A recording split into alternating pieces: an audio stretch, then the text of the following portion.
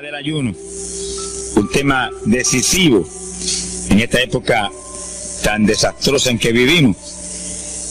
Y cuando estaba en la campaña en Patterson, hablaba conmigo un hermanito que estaba tomando unos cursos teológicos en un gran seminario de allá de Norteamérica, y me contaba él, que es un hombre tremendamente espiritual, me decía: hermano, yo me quedé maravillado porque uno de los grandes doctores en teología que nos dio clases, una de las enseñanzas que nos dio fue que ya no había que ayunar, porque Jesús había hecho todo en la cruz y era innecesario en esta época ayunar.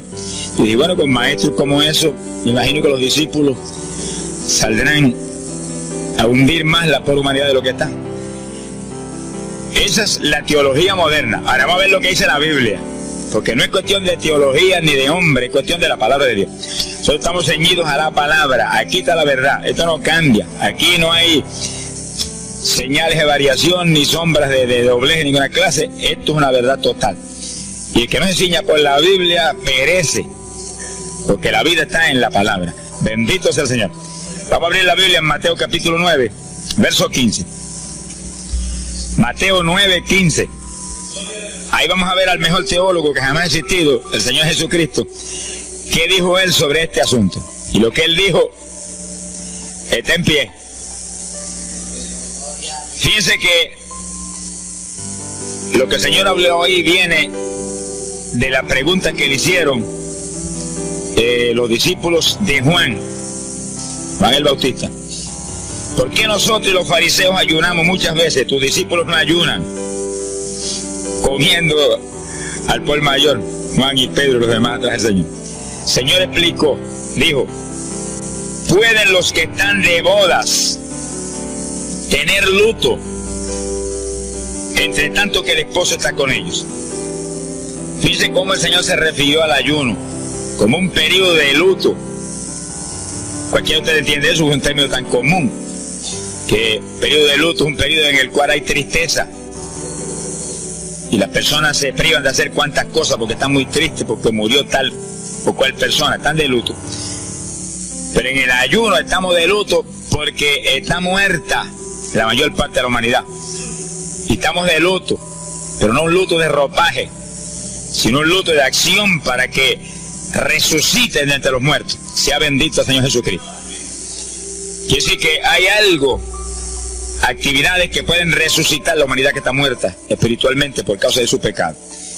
Y el Señor dice, pues, pero los que están de boda, eso no pueden tener luto, eso están gozándose, porque el esposo está ahí con ellos, y hay fiesta porque el esposo va a tener la gran victoria al casarse con una ayuda idónea. Alabado sea Dios. Dijo, pero vendrán días cuando el esposo será quitado de ellos, y entonces ayunarán. Y agárrese martillazo y absórbalo. Sea glorificado el nombre de Dios. Y sonríase que el Señor le ama. Es una orden del general de este ejército: ayunarán en cuanto yo sea quitado. Ahí no hay teología que eche a un lado, ni ningún impío que venga con ninguna clase de alternativa. No, es que ayunaríamos. Si le gusta o no le gusta, ese no es el problema. Usted está llamado a ayunar. Alábelo, que el Señor le ama, no se ponga triste. Y en el ayuno es un periodo de luto. Entramos en un periodo de privación, de tristeza, porque hay muerte. Pero muerte espiritual en la humanidad. Algunos familiares nuestros, otros amigos nuestros, otros vecinos nuestros, gente que amamos, muertos. Y no queremos que sigan muertos, porque si siguen muertos, la condenación les aguarda. Queremos que resuciten a tiempo. Y gloria a Dios que hay un resucitador que vino eso mismo, a dar vida a los que andan muertos en el pecado. Y el ayuno es un periodo de tristeza en el cual logramos la resurrección de los que mueren y andan muertos por causa del pecado. Veremos en detalle sobre ese punto tan importante más luego. Pero aquí lo más importante es que cuando el esposo fuera quitado, ayunaríamos.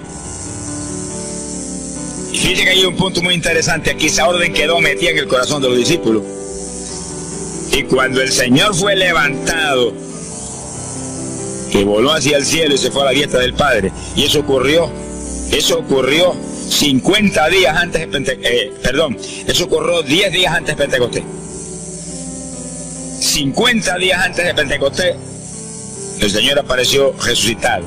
Tuvo 40 días mostrando su resurrección, se fue al cielo después de esos 40 días, y 10 días más tarde vino Pentecostés. Pero fíjense que entre su vuelo a la diestra del Padre y Pentecostés hay 10 días. Y hay una orden en pie: cuando yo sea quitado, ayunarán. Visualiza el asunto, que está muy interesante. El Señor me ha mostrado que en cuanto Él desapareció, ellos entraron en ayuno. Y ahí hubo 10 días en el aposento alto, en oración y en ayuno, 120 ayunando y orando, cumpliendo la orden del Señor y esperando lluvia de arriba.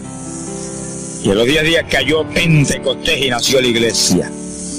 La primera iglesia en Jerusalén, no fue en Roma. Sonríase, que el Señor le ama, los embusteros no están ajenos a los cielos. La primera iglesia fue en Jerusalén, Galileos rústicos, humildes, gente sin letra. Fueron la primera iglesia, los pequeñitos que siempre Dios ha escogido para avergonzar, los grandes, los poderosos, ahí estaban. Todos recibieron Espíritu Santo y fuego y hablaron en lengua como el Espíritu les daba que hablase. Y ahí estaban, ayunaron y oraron. La orden estaba en pie y en cuanto fue quitado, ellos obedecieron. Ahí que está el asunto, la victoria es de los obedientes. Y el ayuno, aunque a mucha gente no le gusta, y hay algunos que el diablo le dice aquí en la orejita: te enferma. Muchacho, tuberculoso te pone. Tuberculoso está el diablo, pobrecito. Sea bendito el nombre de Dios. Se va a poner más saludable porque el exceso de comida que come la gente amerita descanso. Sonríase, que el Señor le ama. Y cuidado con meterse en la glotonería, que eso no conviene. Pero la humanidad, dice la ciencia médica, que come de 4 a 5 litros de alimento, más del que necesitan diariamente. Es una fantasía. Y ese exceso de alimento tiene el cuerpo que eliminarlo. Y montones de esos excesos se van como toxina a la sangre. Por eso hay tanta úlcera y tanto estreñimiento. Alabe, lo que el Señor le ama. Y tantas enfermedades terribles que oprimen hoy en día a la humanidad. El exceso de comida, dicen los médicos, que es la cosa principal de todos los males que aflige la humanidad hoy en día. Yo sí que cuando usted entre en ayuno, le está dando unas vacaciones al sistema digestivo que va a salir renovado de la actividad.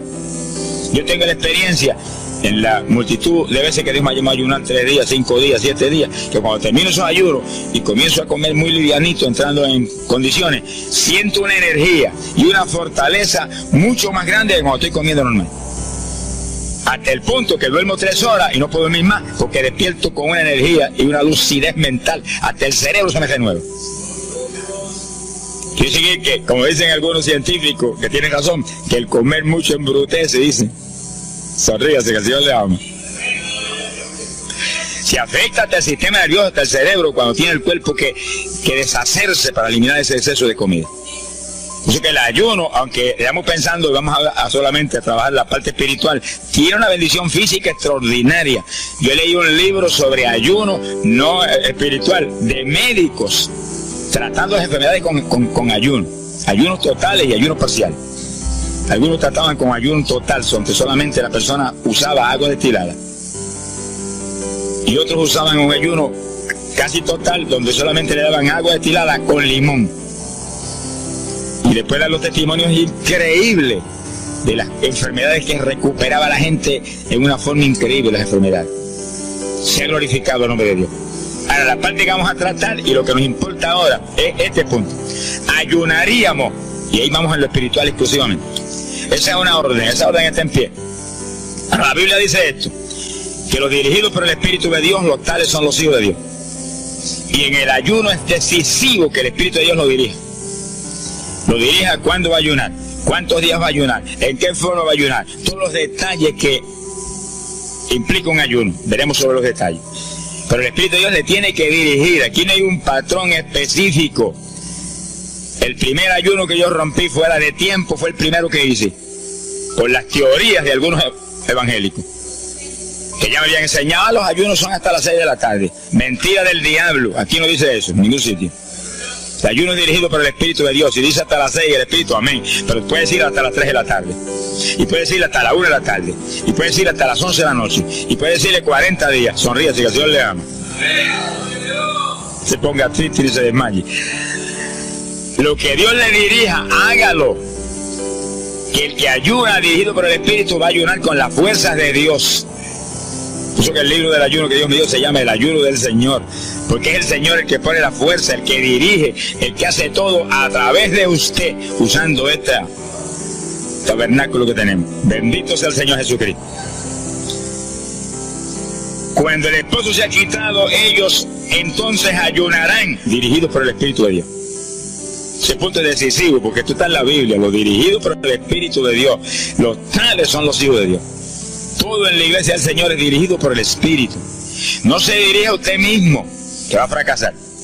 No haga como algunos que yo he conocido que se metieron a pastor ellos. Encontré uno que estaba enfermo, vino para que lo orara.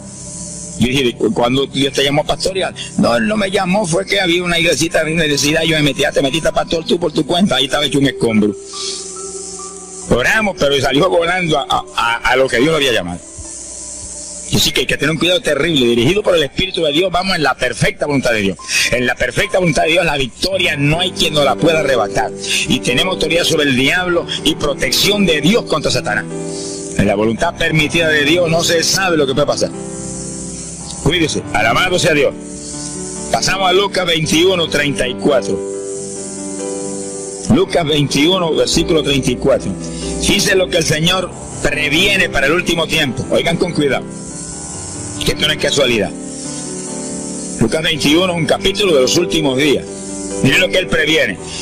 Mirad por vosotros mismos, que vuestros corazones no se carguen de glotonería. Palabra linda esa. Dice que en los últimos días había demonios especializados en comer, demonios comelones que estarían atacando al pueblo de Dios. Él está hablando a su iglesia, al pueblo de Dios, poniendo al pueblo a comer. ¿Para qué? Para impedir la orden. Ayunarán. El diablo dice no, comerán. Son dos grandes jefes. Uno te da la orden y el otro también da la del. Y tú es el que tiene que escoger a cuál vas a obedecer. Ayunarán. Para que haya crecimiento espiritual, haya más poder de Dios, haya más victoria. El diablo comerán, se enfermen físicamente y espiritualmente se mueran. Sea bendito el nombre de Jesucristo. Y el Señor nos previene. Cuídense, que vuestros corazones no se carguen de glotonería. Es un demonio que se mete en el corazón del ser humano. El corazón anhela comer. Y hay gente hoy en día que no vive para comer. Y hay evangélicos que yo he visto ante mis ojos que comen más que un pichón de elefante. Y hasta que no lo sienten aquí, en la parte superior del esófago, no para. Alabe lo que él le habla. Pero hay un fruto del Espíritu que se llama templanza, que es una fuerza de voluntad para hacer lo que conviene. Porque todo dice el apóstol Pablo que es lícito, pero no todo conviene. Si usted puede hacer esto, aquello, lo otro, pero no conviene todo. Hay que tener cuidado y hacer lo que conviene. Jesús mismo se tuvo que meter por ese plano. Se tuvo hasta que dejar bautizar de Juan y decirle, Juan, conviene que guardemos toda la palabra. Sea bendito el Señor. Y parte de la palabra es que nos cuidemos de la glotonería, del exceso de comida. Daña el cuerpo y le arruina a usted espiritualmente. Mire, si cuando uno come un poquito más de la cuenta y le toca predicar, va uno temblando, porque como que no siente uno dominio. Cuando uno come livianito por la tarde y se va sintiendo esta parte media del cuerpo vacíita, como que uno siente una libertad en el espíritu sobrenatural. Es lo que dice la Biblia, que el sentir de la carne es muerte, la carne siente contra el espíritu.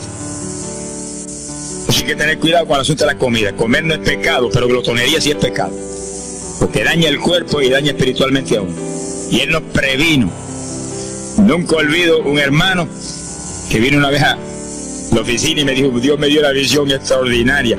Me dijo, te voy a mostrar la idolatría de la iglesia. Pensar en idolatría en la iglesia, uno se queda atónito. El que piensa en idolatría, lo que piensa seguir son los muñecos esos que cargan al hombro. Y la gente postrado delante de ellos, como vimos tantos en Ecuador, cara a cara, así, mirando esas estatuas y hablándole ahí. A mí el corazón se me quería salir del pecho, del dolor tan terrible. Pero hay de los hombres que han lanzado a la idolatría satánica, inmortal, infernal a la pobre humanidad. Hay de ellos. No quiero estar en su ropa. Sea bendito el nombre de Jesucristo.